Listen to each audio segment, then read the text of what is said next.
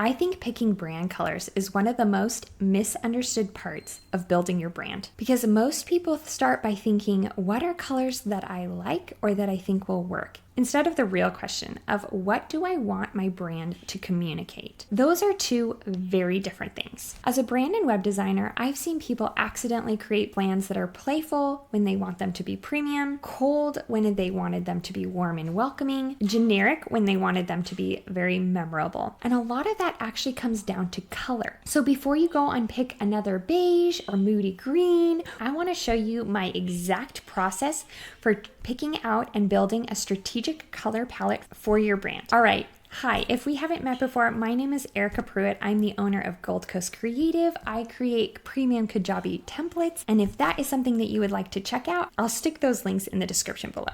All right, step 1, building your brand personality. As a brand and web designer, here's how I would start by building my color palette. I for sure would not just pick random colors or honestly, even a place like Cooler tend to have too much saturation in the colors. From a perspective of a brand designer or web designer, these colors are not intentional enough for how important color is. And it sounds funny, but color is a huge part of design. So for example, when I was getting into web design and graphic design about 15, 16 years ago, quite honestly, I'm self-taught and I did not understand any of this. I was trying to figure it out by piecing it together. So I'd pick like a good enough colors, and then I'd pick good enough fonts, and then I'd pick like good enough images, and then it didn't look right. So then I was laying on illustrations and more design elements to try to compensate. And then I would just layer and layer and layer and more and more and more and more. And then at the end, I was like, why does this look so bad? And how do I get it to look good? And why is somebody else's look good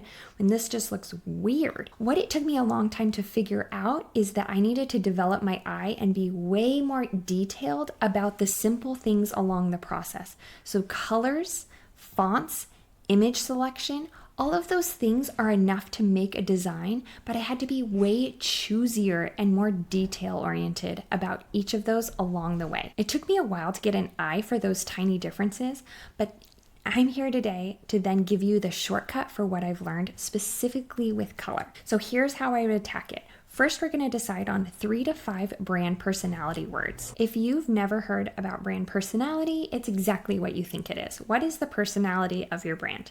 Think calm, collected, luxurious, warm, playful, friendly, masculine, feminine, whimsical, bold, edgy. If you want, I will stick a giant word bank of personality words in the description below so that you can check those out and brainstorm some ideas to come up with your own brand personality words. Once you have these words, this is so important because this is the strategy behind how you choose your colors.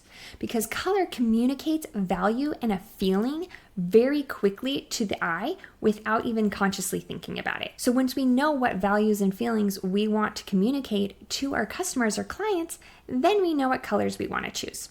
To illustrate this, I just found some quick interior design pics that I want to show you what it communicates through color. So for this first example, you can see it's very elegant and feminine. This one is very refined and earthy feeling. This one's very masculine and moody.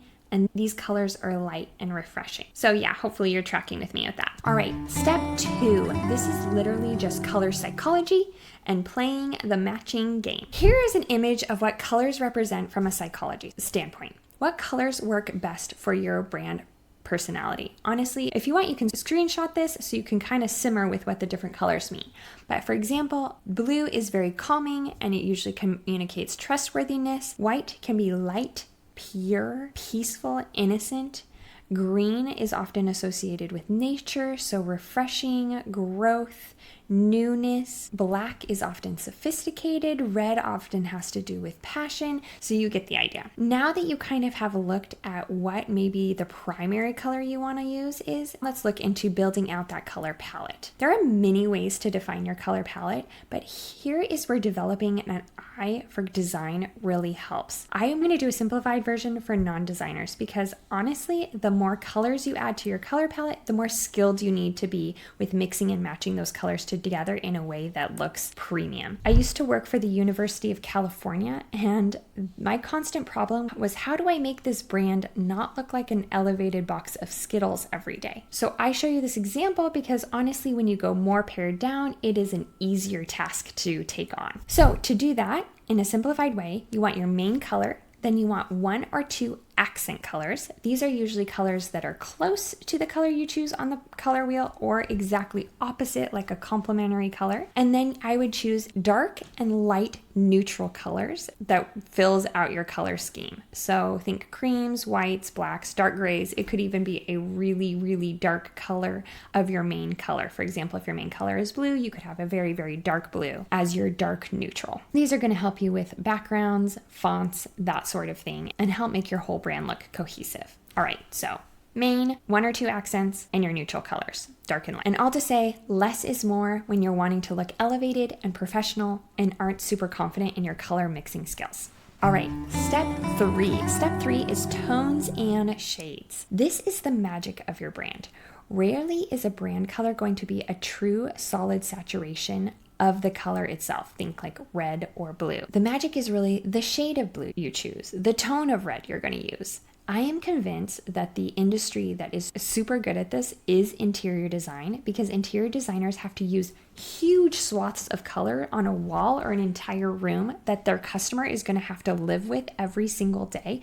So they know and think about the overtones and undertones a lot when they're choosing color. One thing that you can actually do is you can go to popular interior designers' Pinterest or Instagram accounts and start looking at the colors that they use, and you could even pull one of their photos as inspiration for your own brand color palette. And then you can get that exact hue or shade that you may want, knowing that the interior designers kind of have done all of the hard work. Another way to go about this when you're trying to get hues and shades with a high-end feel is actually to go to Pinterest, type in your brand personality words, so like bold, modern, earthy, moody, and then brand color palette, and see what comes out. Because a lot of times graphic designers will then put color palettes that they've made and spent time coming up with a certain hue and the colors that go well with it on Pinterest, and you can actually find color palettes there. Another idea that you can pair with these other two is you can actually find objects in physical world and not just in your digital life to find inspiration fun. Another industry that is usually really on top of color and color trends is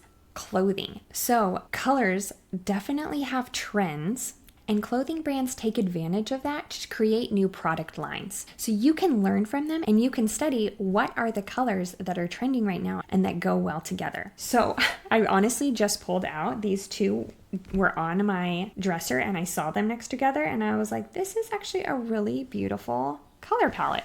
So you have this very specific shade of green, cream, and these 2 colors of blue. I don't know if my camera can focus on it, but this is something that inspired me as a color palette for my own brand. Here is another example of a completely different feeling, much more moody, much darker, but just taken from dresses and the colors that are used. This has like a moody purpley red, and in it, if you get close, which is probably super hard to see, a dark blue. So this dress alone could be an entire color palette. There's your 3 colors. Then you add a cream and a black, color palette down. All right, so one last pro tip. If you have a photo that you find online, or if you even take a photo of the colors that you like, you can then upload that into Canva, and Canva will give you the hex codes of those individual colors that you can then insert into a program like Kajabi or wherever else you want to add your brand colors. All right, there you go. Brand color strategy from a designer. If you like these types of insider tips and tricks, then subscribe to my channel and let me know if any questions come up in the comments. I'll see you in the next video.